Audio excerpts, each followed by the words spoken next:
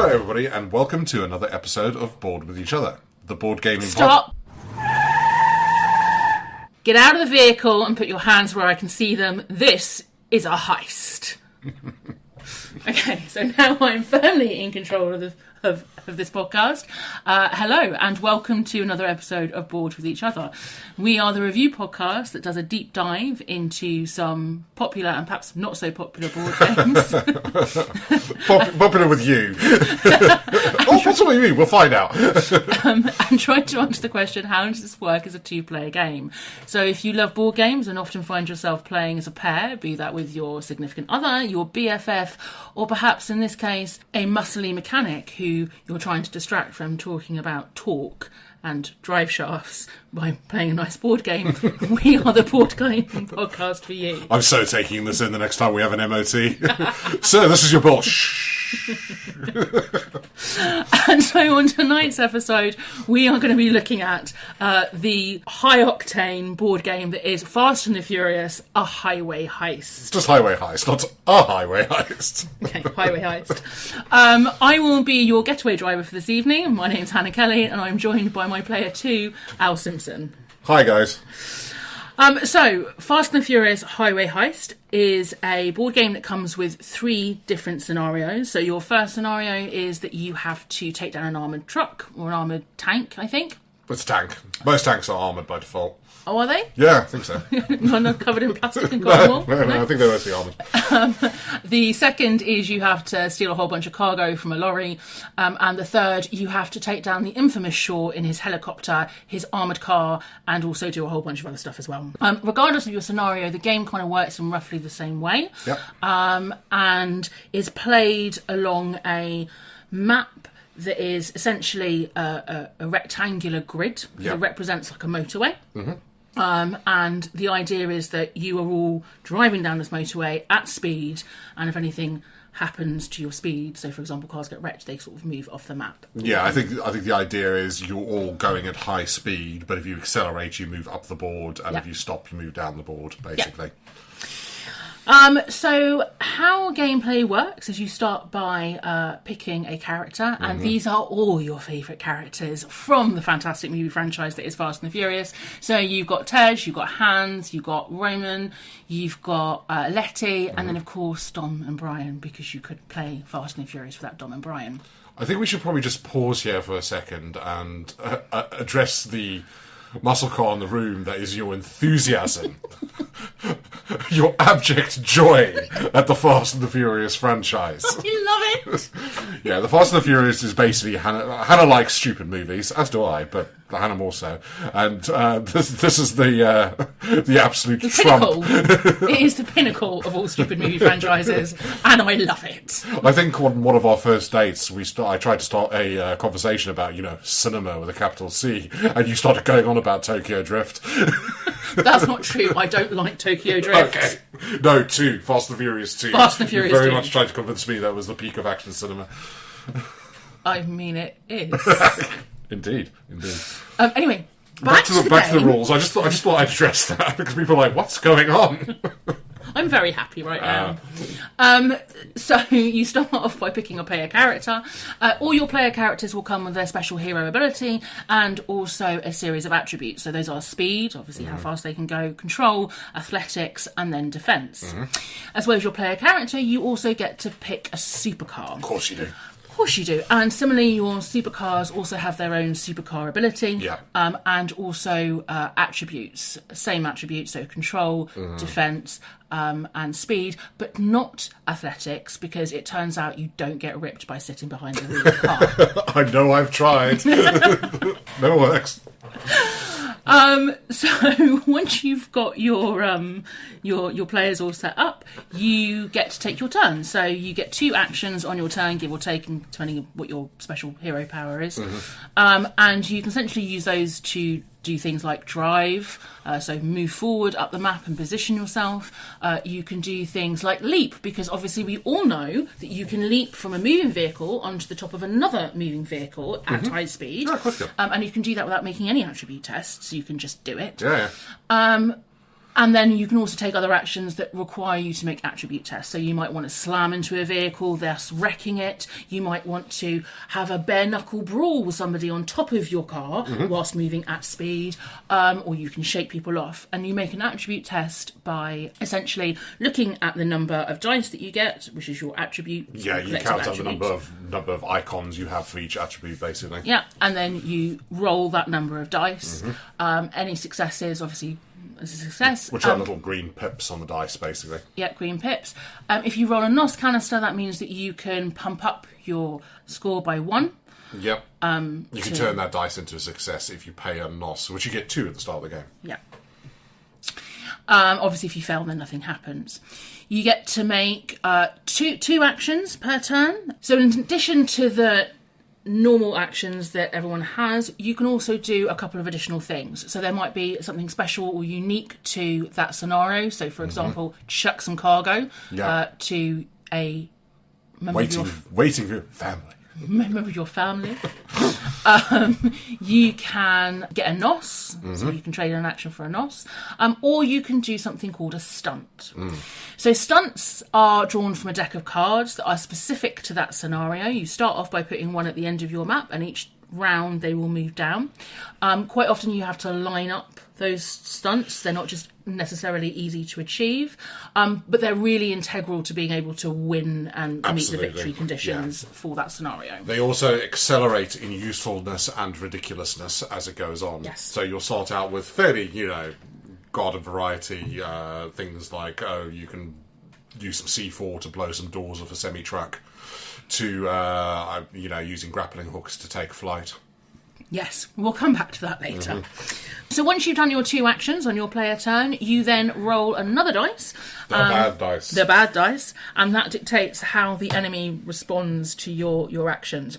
So on a very simple level, it could just be that things move. So cars, enemy SUVs, lorries, etc. just move.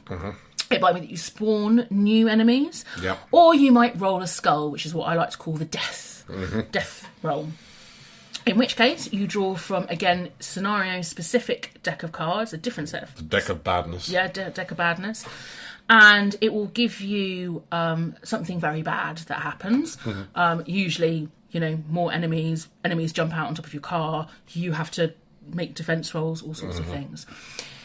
That card then stays on the board, and every time you draw from that deck of cards, it moves up a space. Of which there are 3. Of which there are 3, and when it reaches the final space, you read from the bottom of that card, which is in red, and then a very, very bad thing happens, which is usually getting shot in the face, or just, Hey, give it a Fast and Furious franchise, just shrug that off. Yeah, well, exactly, yeah. That continues for each player until all players have taken their actions and rolled the enemy dice, at which point you reach the end of the round. Any unmanned vehicles or wrecks, so cars that have been damaged, will move quite considerably off towards the west, so it's kind of like you're leaving them behind in the dust. Your stunt card, if you've not used it, moves down and you draw a new stunt. And play continues, thusly, until either A, you reach the victory conditions for that scenario, B, you reach the defeat conditions for that scenario, or 3, the last stunt card has moved off the end of the board. Yeah, so it is timed. There is a limited number of turns, although it's quite a lot. I think it works out. I think we only ever 12 or 13 turns in total. It only happened to us, I think, once that we ended up running out of stunt cards. And that's kind of Fast and the Furious in a nutshell. Anything else you want to add? Anything I've missed? No, I don't think so. I mean, if it wasn't clear, I don't know if we mentioned it, it's a cooperative experience. Oh, yeah. Dom and Letty are not trying to, attack each other. But no, I think that sort of covers most of it. The 3, it's worth mentioning that the 3 scenarios, although the core mechanics are the same, the 3 scenarios do play very, very differently. They have very, very strong theming on the scenarios. They don't play that alike at all, aside from the basic mechanics. They're 3 very almost different games, just with the same mechanics behind them. Absolutely. Yeah. Game time, I mean, I'm going to go out on a limb here and say that it can be quite punishing. So actually, we've had games that have lasted 5 minutes. Yeah. In traditional modern co-op fashion, I think if we look at our board game stats, we've won about a quarter of the games that we've played. Yeah. And we played quite a few. It is a hard game. Yeah. The first scenario, less so, but the other two, particularly the third one took us a long time to crack. Yeah. So for that reason, games can be really short in 5 minutes because you're like, we really need to reset Yeah, we're this. done. Let's reset. Yeah. But I would say probably about half an hour. On a good run. On a good run. Yeah, 20 half minutes. An hour to half 40, an hour. I say half an hour to 45. Yeah. Depending, yeah. Okay, so now we've addressed the American muscle car in the room, which is my absolute love of Fast and Furious franchise. What were your kind of first impressions, first take? Well, this was a complete punt, basically. We were in a sort of independent board game geek store, and I saw it on the shelf, and I saw the price. It was really quite cheap, and I was like, why not? Had a look at No, this. that's not what happened. What happened? You were off looking at paints for Oh, miniatures, yes, yeah. and I came running up to you with a big grin on my face, going, Can we buy it? Can we have Can we buy it? I was like, yes, I know we can buy it. That's what happened. So yeah, it was a complete, like, didn't know what a rare occasion I'd even bother looking something up. I was just, fine, let's give this a go. And yeah, opened it up, and it was slightly more weighty than I anticipated. I think it's probably worth mentioning this is produced by Funko Games. Yeah, which I think are now... No, I think they're still going. It was Prospero Hall, were a game company that I think got bought out by them, but I can't remember the full story. I know they're defunct now or have been bought out. And don't they have like a number of different franchises that they've done? Yeah, so they did E.T., they did Back to the Future, which is supposed to be quite good. And I think they did one on the Goonies as well. I don't know if Funko's continuing to do these like sort of big franchise IP things. I'm not entirely sure, but I know when Prospero Hall were doing them, they did a fair few. So shall we get on to scoring this? Yes, please do. Yeah, we get into it.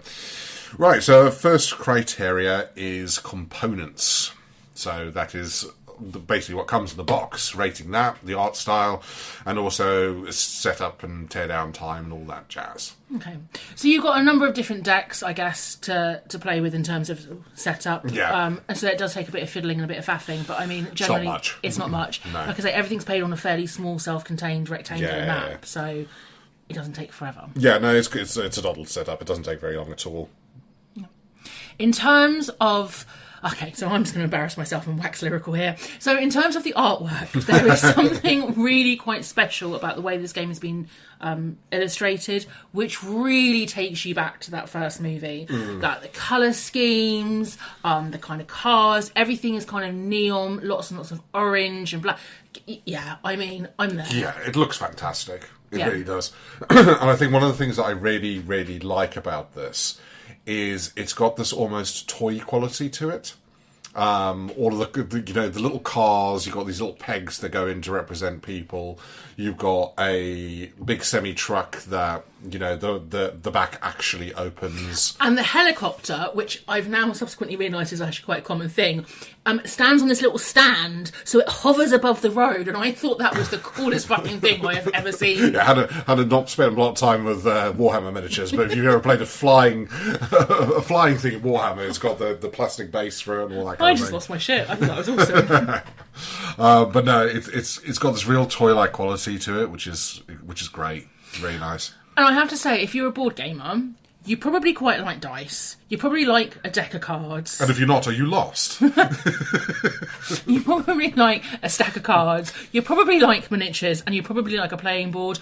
All of which this has. It has all the major hit points It's of got what dice. makes a good board It's got game. dice. It's got cards. It's got a board. It's got miniatures. What else do you want? Ejecto-cito cast. Ejecto-cito cast. Yeah, it does not come with that fitted as standard. That's the deluxe version. And, I mean, I feel like Dom is a very important component in the Fast and the Furious franchise. We'll, kind of just give the second one a miss, Too Fast, Too Furious a miss. And he's there. He's part of this. Yeah. He isn't Too Fast, Too Furious. He's not in Tokyo Drift. That's why you don't like Tokyo Drift. Dom is not in Too Fast, Too Furious. Is he not? No. Oh my God. No. Jesus Christ. Who have I married? Fine, okay, I accede to your superior fast knowledge. Thank you. So, kind of on that note, how did you score it? I think it is a fantastic package. I haven't done any of my scoring. And that is because you're granny shifting, not double clutching like you should. You just got these all on IW pocket, haven't you? Yeah. All of them. Oh, this is going to be a long podcast. Right, okay. Okay. I do think it's a great package, and I have done my scoring now, and I am going to give this a 9. Oh, really? So I only gave it an 8 because it's Hannah's random scoring. I think for what it is, I mean, we're not talking about a deluxe Kickstarter here. You know, it is. We'll get onto this more in sort of value for money, but as a package, it looks great. It's dripping with theme. It's got this great toy-like quality to it that I absolutely love. The cards are big and chunky. The player boards are big and chunky. It's all easy to read. There are no bottles great. of Corona. That's why it's not a 9. Yeah, no, they haven't quite graduated to like putting actual bottles of booze in with board games Maybe yet. that's But I'll be what on Cargo board. was. Maybe. Better than VCRs. Yeah, better than VCRs. Which is what it was in the first movie. Dated somewhat. Gotta get those VCRs. So yeah, I give it a 9, and I have no issues with that. I think it's a great package. Really easy to set up, tear down, fits all back into the box very neatly. I have no complaints. Okay, so on to complexity. So, as always, this is not how complex a game is, depending, you know, we don't score things highly just because they're like heavy euros. This is how well the complexity of the rules serve the gameplay. So, what do you think? So, the actual gameplay itself is fairly easy and quite straightforward. You've got a fantastic little player reference guide which helps you through, and actually there's not a huge amount of checking back to the rule book to see what you have to do. And yet, it's the rules for each of the scenarios that make each of the scenarios very uniquely different, with different flavours to them. And each of your characters kind of have different skill sets and skill strengths, which again sort of changes how sort of gameplay works. Yeah. What I will say is it's fiendishly difficult. Yes, it is. And I very don't feel difficult. this is necessarily under complexity, No. but that's where I think the challenge the comes fun, in, yeah. and where the fun bit comes in, and that's where more of the challenge is. It's not about how complex or heavy the rules are. Yeah. You could teach this fairly quickly to somebody. Oh yeah, absolutely. It's not a complex game. It's not a heavy game in the slightest. But there is enough there. There's enough meat on the bones, in my opinion. This is not a super duper lightweight, very, very quickly over and done with, very easy to learn, shallow experience. It's not. Yeah. As far as co-ops go, there is actually a reasonable depth in action variety. So there's a lot that you can do. Yep. I mean, it's fairly obvious what the right thing to do is a lot of the time, and it kind of plays... Which is wreck other cars and jump about from vehicle to vehicle at high speed, which in real life is not okay. Don't do that, guys. Yeah, no.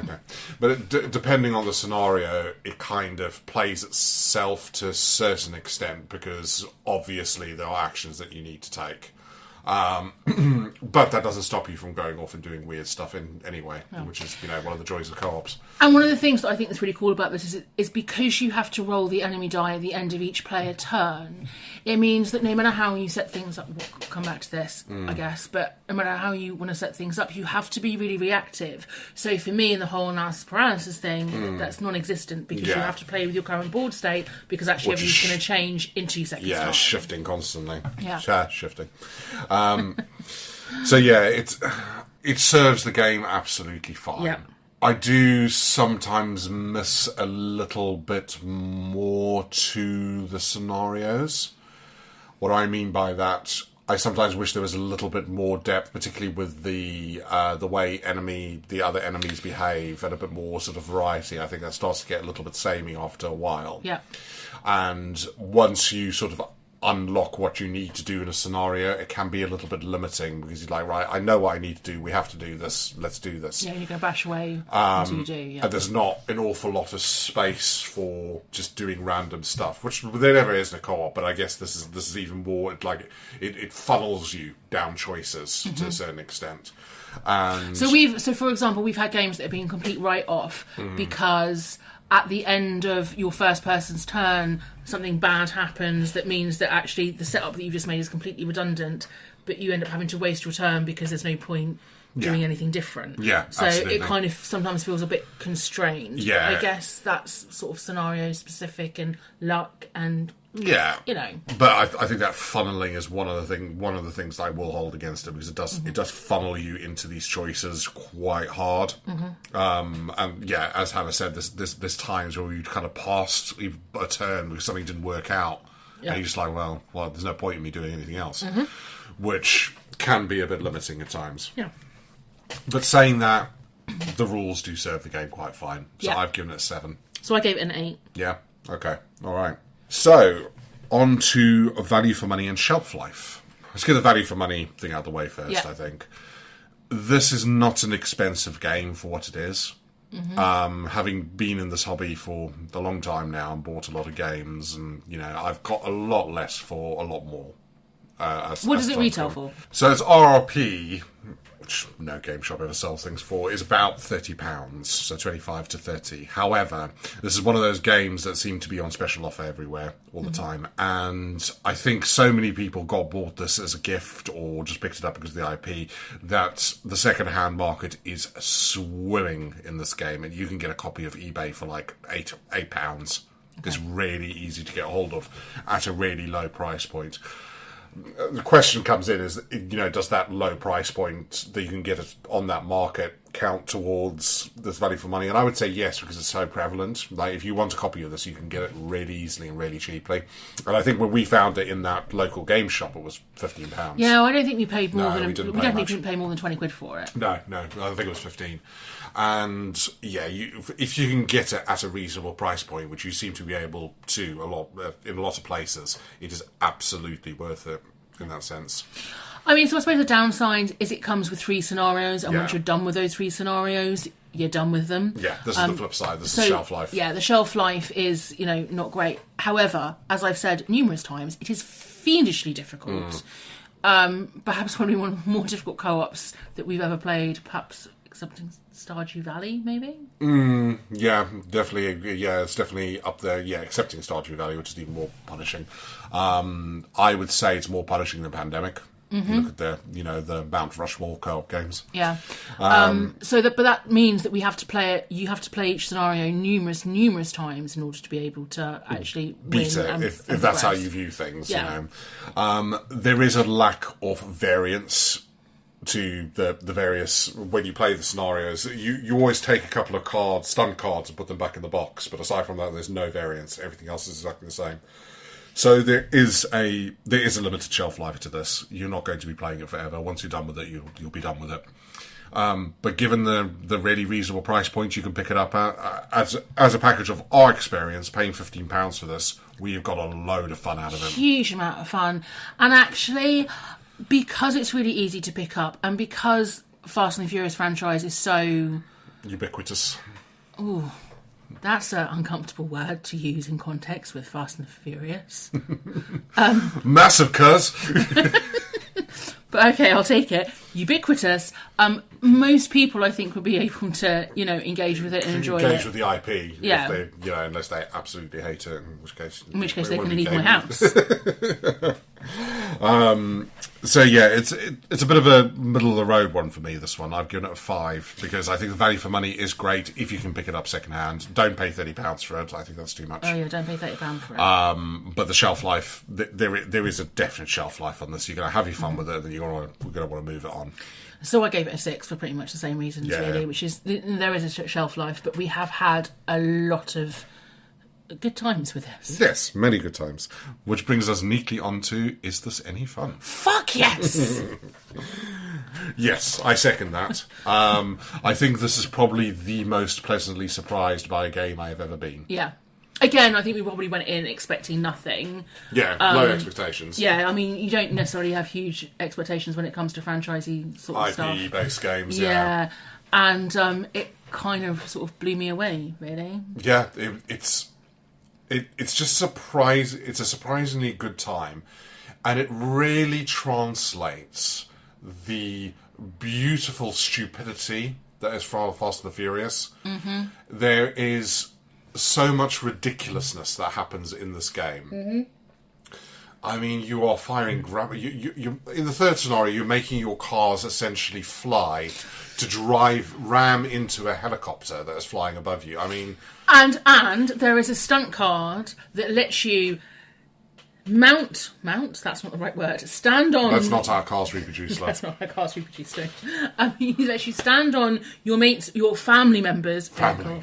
Your family's vehicle. They will launch it off another SUV that's been wrecked, fly it into the air. You can do a backward somersault, land onto a helicopter, like, do some stuff on it, and then jump back off for, like, double damage. How fucking cool is that? What else do you want, people? Well, exactly. Yeah, no, it captures the essence of it so well. Mm-hmm. And you can't help but get into it. You can't help but see the stunts and what they're talking about and go like, oh, that's well cool.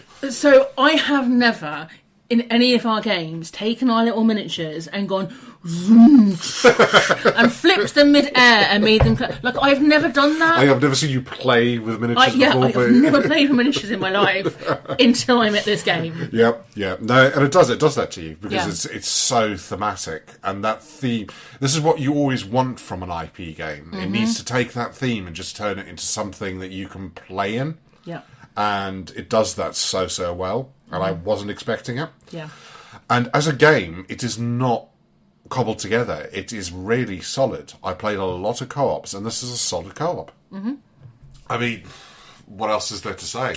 Well, also, you are playing a Fast and the Furious franchise game, so there's an awful lot of quotes and things that come out of it, which again also adds to the experience. It's really good fun. Interesting, this is the only one I didn't score. Maybe because of the broken scale. Yeah, broken the scale, maybe.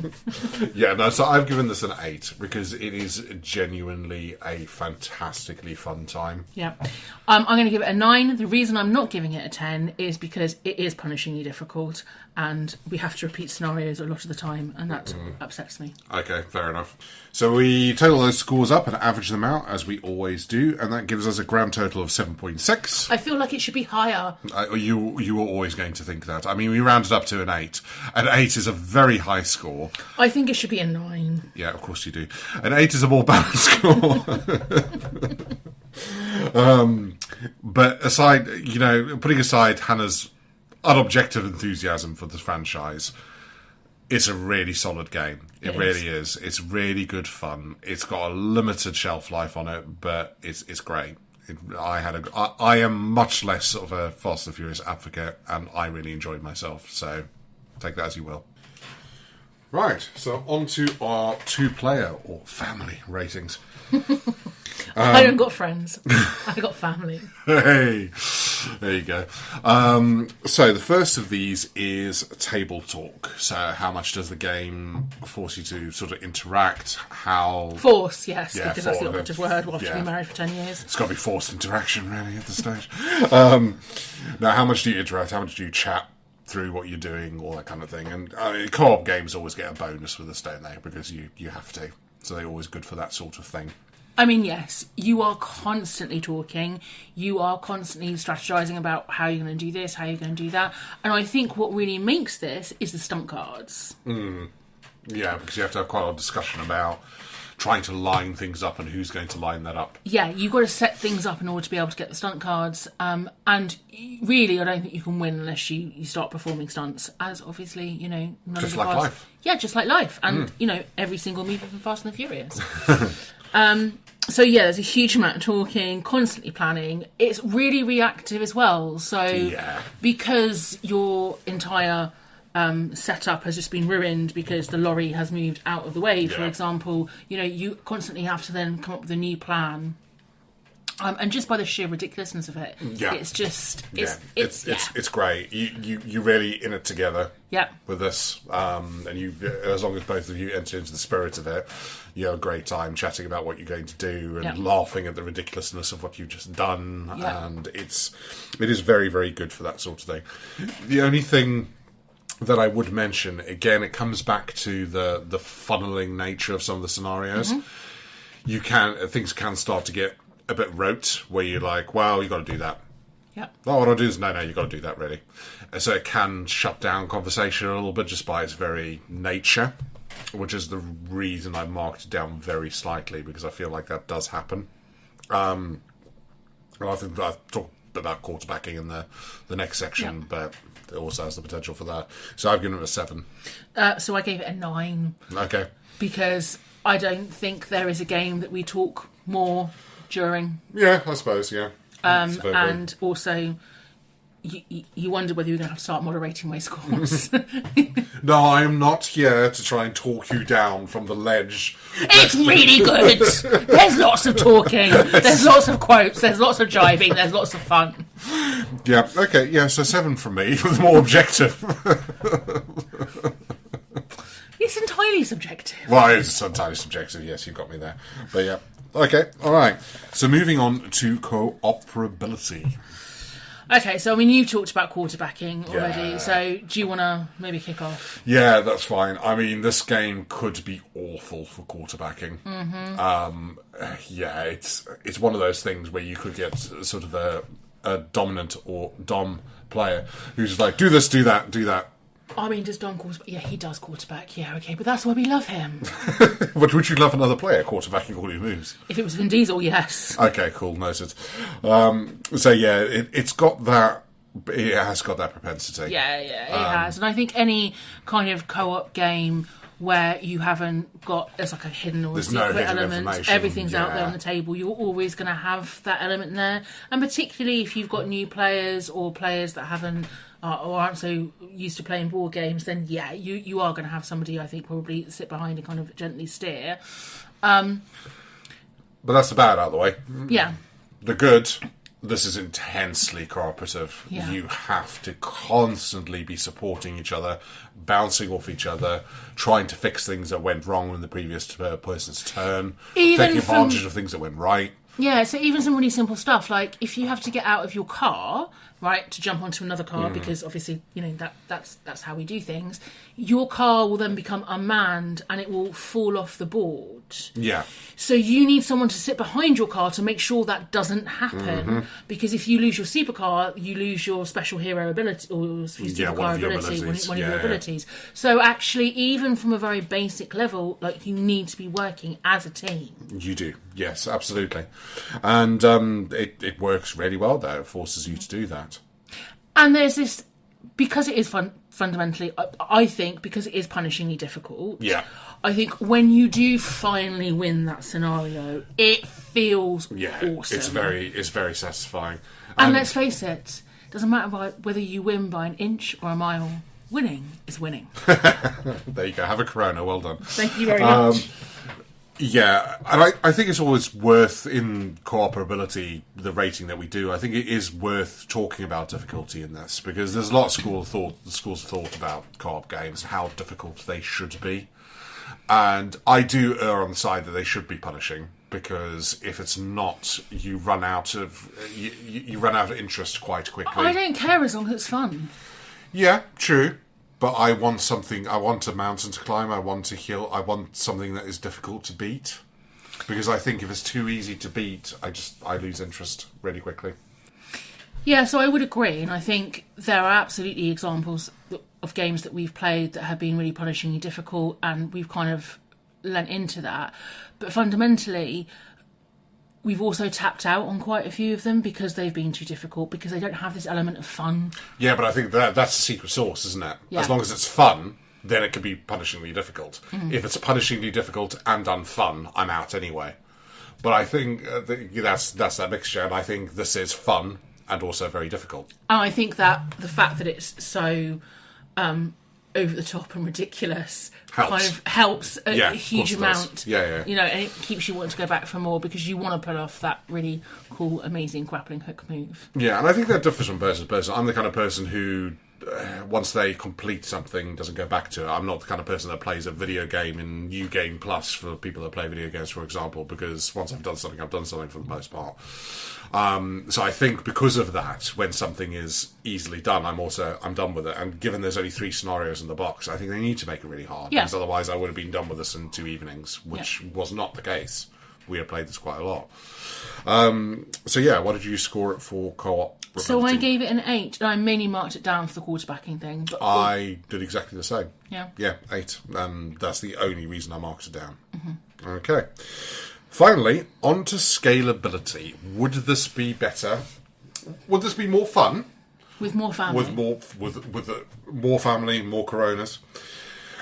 Or would this be a better game with more people? And I think this is a real split here. And I'm making those two very distinct points because I think this is a split for me in my head. Go on, you talk first. So I think, would this be more fun with more people sharing the experience? Yes. Would it be a better game? Absolutely not. Why not? Because it is the classic co-op pitfall of more people, more problems. That's not a quote from the movie. No, it's not a quote, that's just me. It is one of those cases where the more people you have, you don't gain an awful lot, but you have the bad dice happen more often. Mm-hmm. More death cards. More death cards happening more quickly. You don't get any additional time in the game as such, just more bad stuff happens. And with particularly like the second one, for example, it does just get harder because more people have to have cargo, etc. So it does ramp up the challenge quite substantially. Absolutely. And I think when it comes to co-op games, for the most part, we usually scale it ourselves. Mm-hmm. So there's so many co-op games that we play double-handed because we think that... Or we play like a third. Or a third shared character. Yeah. We usually experiment and find out what works. And... I mean, there's a few like this. Marvel Champions is a really good example. Mm-hmm. As soon as you add another player, you're adding the balance tilts towards the bad stuff happening too hard. Yeah. So I think this makes a difficult game even more difficult if you play it with more people.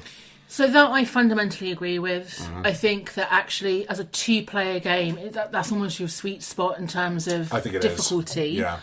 However, I cannot get over the idea of being somewhere in America with a barbecue, with a whole bunch of Corona, with my family, sat here playing this, having good times. Like, I just can't get over it. I think it would be more fun. You're just imagining yourself in one of the Fast and the Furious movies. That's your problem there. Yeah.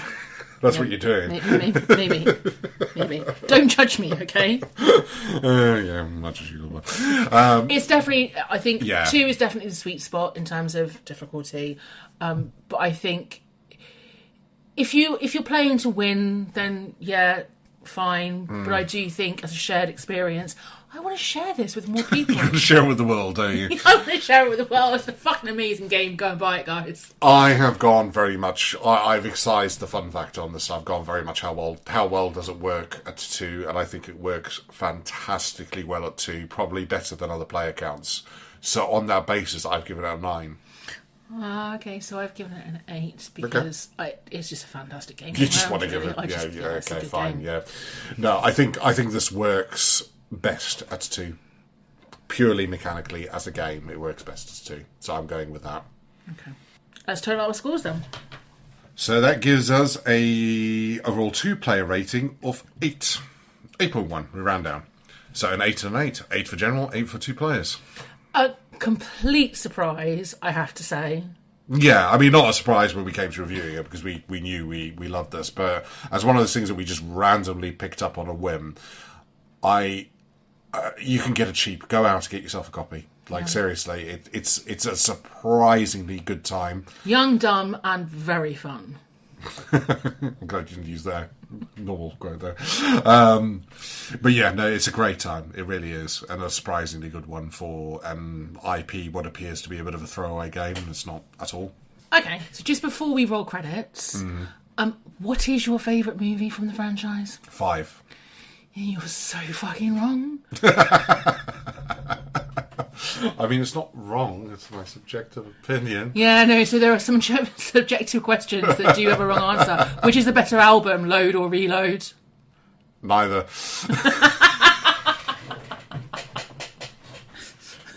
Clearly, Fast and Furious franchise The best film is number 1, Fast and the Furious. Oh, the original. No, it's not. It gets so ridiculous later on. I mean, But it's not, and is that kind of like lightning in a bottle thing where they don't realise, and the quotes are, all the quotes tonight have been from that film. except for my favourite one. Yeah, no, I know. Yeah, and it just encapsulates like a period in time. Like, it's just fucking awesome. So if you would like to hear our spin-off podcast, Bored with Fast and the Furious, please like and subscribe and tell us that is what you want, because nobody wants that. Shall we sign off? Should we roll credits? We roll credits. You roll credits. Me roll credits, okay. Well, thank you very much for joining us. I hope you've enjoyed this as much as we have. This has been an absolute blast to record, and do seek this out. Grab yourself a copy, give it a go, and tell us how wrong or right we are. But until next time, have fun, be good to each other, and live your life a quarter mile at a time.